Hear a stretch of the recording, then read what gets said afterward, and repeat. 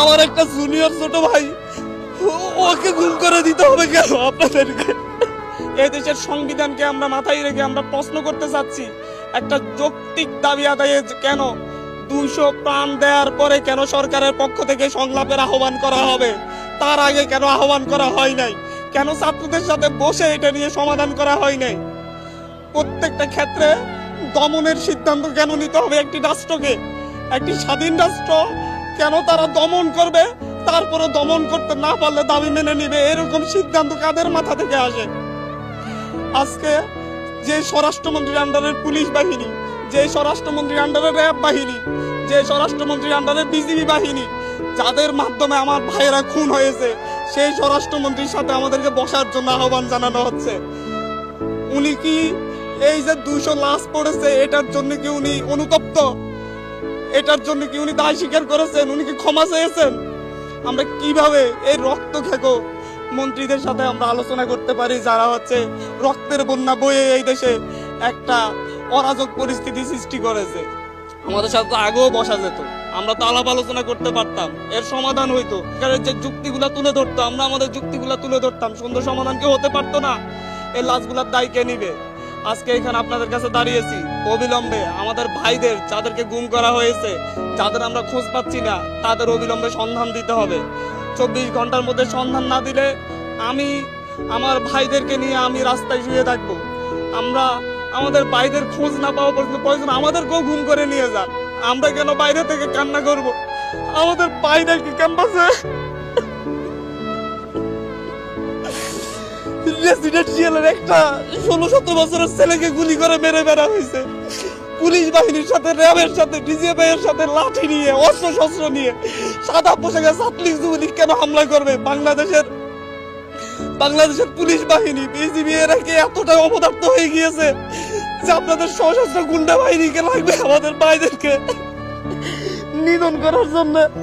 আমি আজকে সকালে পত্রিকা পড়তেছিলাম, পত্রিকায় দেখলাম যে বিভিন্ন মন্ত্রীরা, ক্ষমতাসীন দলের বিভিন্ন নেতারা হুমকি দিচ্ছেন এরপরে যদি আন্দোলন না থামে ওনারা দমন করবেন। ওনারা ছাত্র আন্দোলন দমন করার চিন্তা করেন।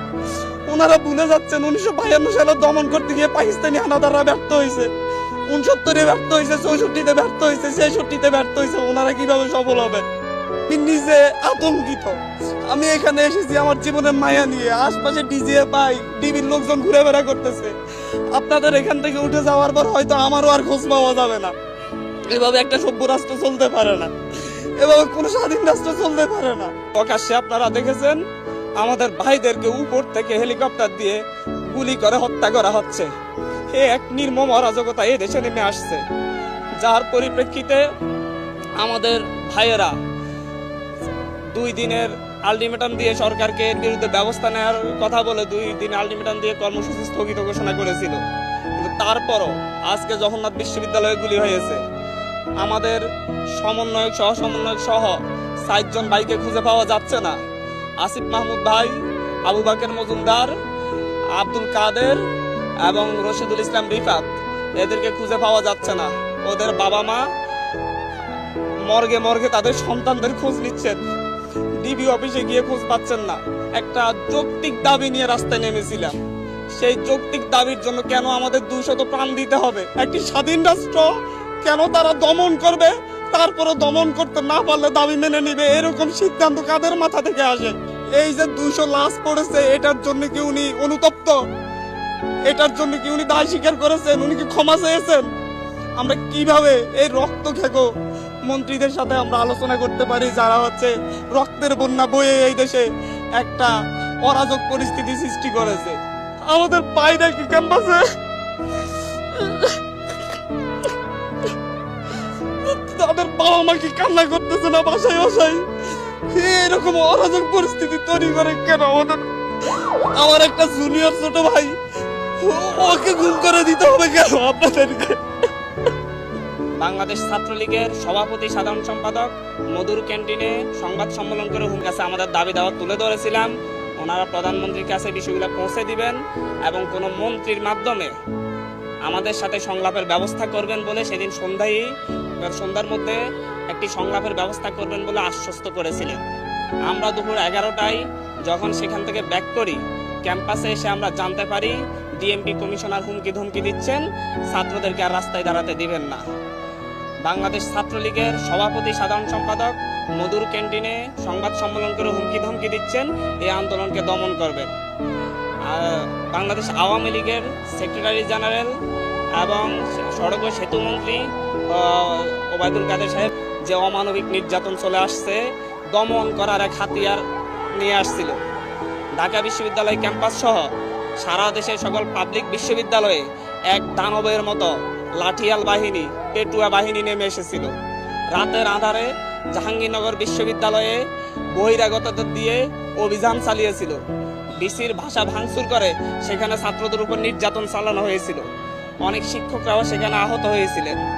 ঢাকা বিশ্ববিদ্যালয়ে সকালবেলায় দুপুরের দিকে পেটুয়া বাহিনী দিয়ে, টোকাইদের দিয়ে মেয়েদের উপর, নারী শিক্ষার্থীদের উপর, সাধারণ শিক্ষার্থী প্রায় আমরা এখন পর্যন্ত, যেহেতু আমরা অনলাইনের সাথে যুক্ত নই, মিডিয়ার মাধ্যমে যেটা পাচ্ছি সেখানে কোনো মিডিয়ায় বলা হচ্ছে যে 2 শতাধিক, কোনো মিডিয়ায় বলা হচ্ছে 3 শতাধিক। আমরা মনে করি এর চাইতে বেশি সংখ্যক আমাদের ছাত্র ভাইয়েরা খুনের শিকার হয়েছে। তাদেরকে রাস্তায় নির্বিচারে গুলি করে খুন করা হয়েছে। প্রকাশ্যে আপনারা দেখেছেন আমাদের ভাইদেরকে উপর থেকে হেলিকপ্টার দিয়ে গুলি করে হত্যা করা হচ্ছে।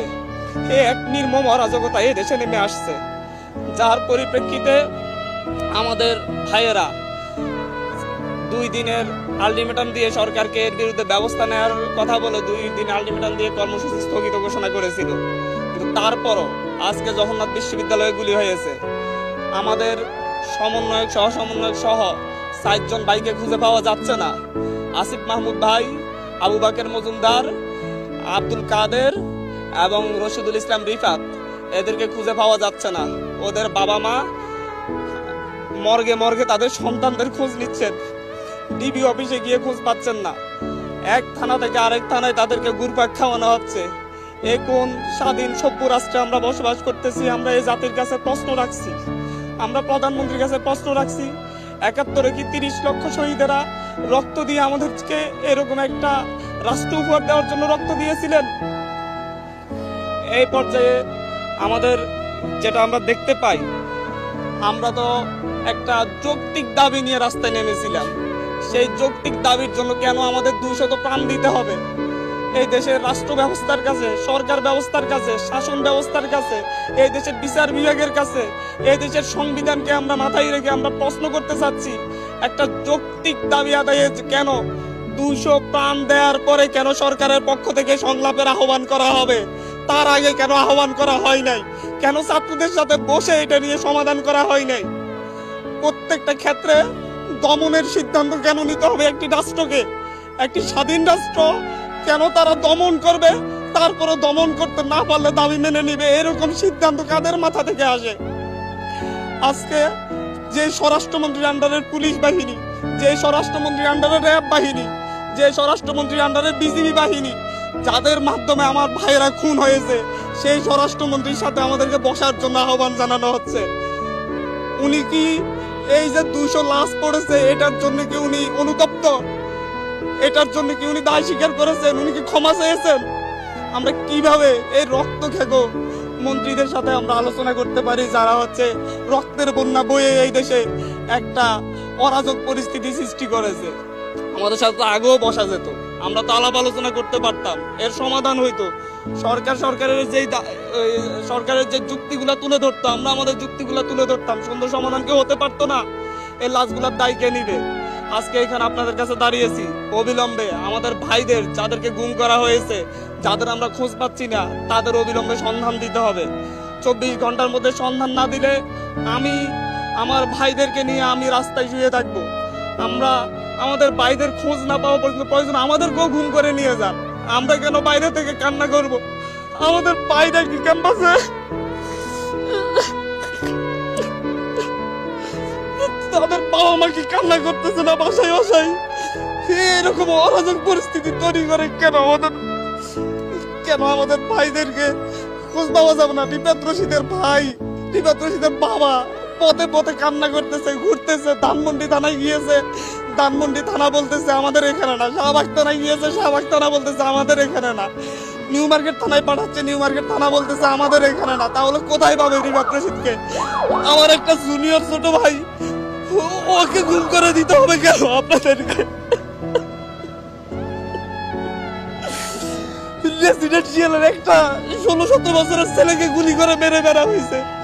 পুলিশ বাহিনীর সাথে, র্যাবের সাথে, ডিজিএফআই এর সাথে লাঠি নিয়ে, অস্ত্র শস্ত্র নিয়ে সাদা পোশাকে ছাত্রলীগ যুবলীগ কেন হামলা করবে? বাংলাদেশের পুলিশ বাহিনী, বিজিবি এরা কি এতটা অপদার্থ হয়ে গিয়েছে যে আপনাদের সশস্ত্র গুন্ডা বাহিনীকে লাগবে আমাদের ভাইদেরকে নিধন করার জন্য?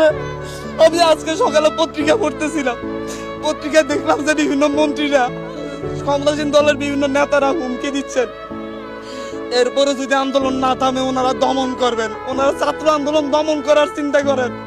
ওনারা ভুলে যাচ্ছেন 1952 সালে দমন করতে গিয়ে পাকিস্তানি হানাদাররা ব্যর্থ হয়েছে, 69-এ ব্যর্থ হয়েছে, 64-তে ব্যর্থ হয়েছে, 66-তে ব্যর্থ হয়েছে। ওনারা কিভাবে সফল হবেন? ওনাদেরকে এখনো বলবো, আমাদের প্রতিটা ক্যাম্পাসে নিরাপত্তা নিশ্চিত করুন, আমাদের ভাইদেরকে ছেড়ে দিন। আমি নিজে আতঙ্কিত। আমি এখানে এসেছি আমার জীবনের মায়া নিয়ে, আশপাশে ডিজিএফআই ডিবির লোকজন ঘুরে বেড়া করতেছে। আপনাদের এখান থেকে উঠে যাওয়ার পর হয়তো আমারও আর খোঁজ পাওয়া যাবে না। এভাবে একটা সভ্য রাষ্ট্র চলতে পারে না, এভাবে কোনো স্বাধীন রাষ্ট্র চলতে পারে না।